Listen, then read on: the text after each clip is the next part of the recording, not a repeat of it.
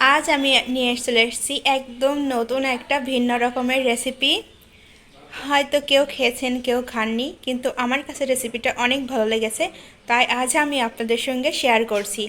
আজ আমি মামা বাড়ির বেগুন দিয়ে রান্না করব বেগুন কোরমা। তো চলুন দেখে নিই বেগুন কোরমাতে আমার প্রথমে কি কি লাগছে।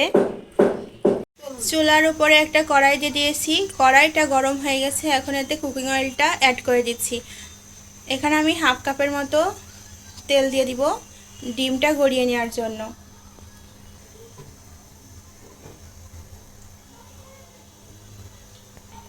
তেলটা গরম হয়ে গেছে, এখন এর মধ্যে ডিমগুলো দিয়ে দিব।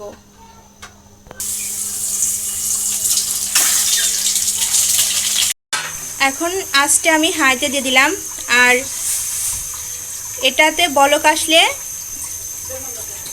বেগুন দিয়ে দিব। বলক আসা পর্যন্ত আমি অপেক্ষা করব। বলক এসে গেছে, এখন আমি এর মধ্যে কেটে রাখা বেগুনগুলো অ্যাড করে দিচ্ছি।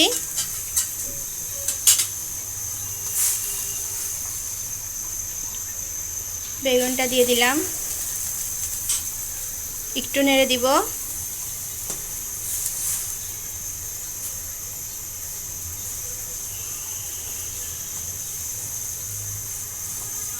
এবার ঝোলটা শুকানো পর্যন্ত একটু রেখে দিব। তরকারিটা বলক এসে গেছে, এ পর্যায়ে একটু নেড়ে দিব,